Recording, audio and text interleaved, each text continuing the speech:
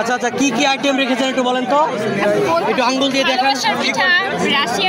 Russian পিঠা, ভাজা পিঠা, পাটিসাপটা, ছেলেদের মন পিঠা, মেয়েদের মন।